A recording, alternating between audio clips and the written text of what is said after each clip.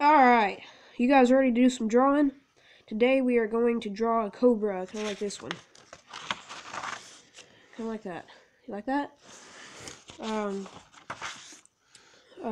So, yeah, it's going to be a realistic cobra. I don't know how realistic, but it's going to be cool looking. So, let's do this. Alright, so we start out with a circle. Do this up the top. Like that. Just make it real light. And then we're gonna make like a half of a heart right here. Just curve it around, and then like that. It's just like half a heart, right, like that. And then it's gonna be kind of like another half of a heart folded back this way. And of course we won't be able to see all of it, so we'll just do that same exact thing and tuck it behind there, just like that. Then we're gonna take the front of the snake and bring it like this. Just like that. Clean it up there. Alright.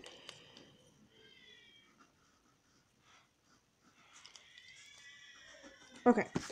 So,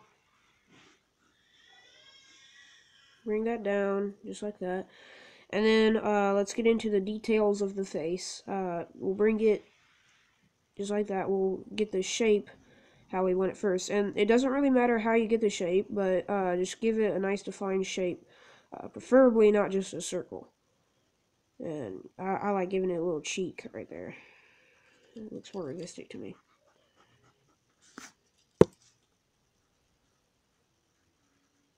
Kind of like that. Alright, and now we'll just do a real light whisper line right there. Like that. And we're going to make the eye and the nose, so just get a little semicircle right there. And like a little oval right there. I always like to make it to where the end is not closed, it's just like an open end right there. But it's hard to see that on the camera. And then just fill it in. And give it like a little cat eye if you want to. Just like that. And sometimes you can give it like a mouth. I don't like doing that most of the time. Usually kind of ruins it or some of the time. And you can give it like a tongue too. Yeah, like snakes have forked tongues, so do that. And then we're gonna draw the scoots now. So the scoots are what the snake uses. They're scales, and the snake uses them to move around. It's actually how they get around. So if you ever wonder how snakes can slither like they do, because I sure can't do that. They use these specialized scales. And now we're gonna draw something called contour. And so on a sphere, draw a little sphere here.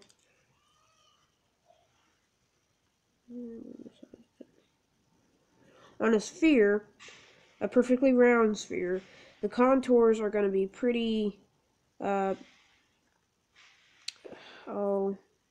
pretty round. But these scoots, they're kind of flat. So it's kind of like drawing a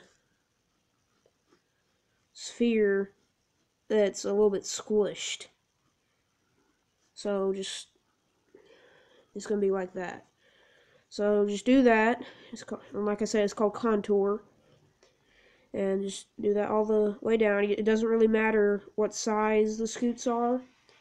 Just adding the scoots really gives detail. And it makes it a lot nicer, I think. And I like to have the snake coiled up. You could just have the tail going like run away like that. But I like to have the snake coiled up. So just bring it around here and just make a line like that. And that's the place where the the body actually turns around, and I like to make that bigger than you would usually get. So kind of like that. Clean that up. So yeah, and we can actually make that in front of that. We can, since it's so big, we can have this going down behind that and like that. So as you can see, the body goes down and around like this, and it comes back in front, and then we're gonna do basically like the same thing again, except it's gonna be smaller because obviously the snake is going towards the tail, so it's gonna be getting smaller. Just bring it around, and then we can have like a little tail coming around like that.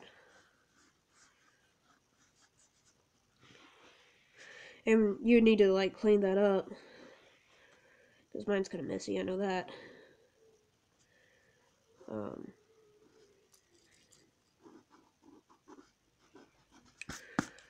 And then have, like I said, just have that tail coming around. And you can make the coils in any order you want, but that's just what I'm doing right now. And sometimes it doesn't turn out the best. I probably have to like find the best way to do the coils, like the most realistic and all that. But you know, it works. So I have that coming around, and it's important to get the thickness. So it's not just gonna be like right here when the tail's coming around. It's not gonna be just like flat like that. And that is kind of how I had this part right here. Sometimes it just gives it character sometimes, but right here it's good to have the thickness right there, so it's nice and round. That's another contour basically. And since this is a Cobra, it doesn't have a rattle. I can do a rattlesnake another time, but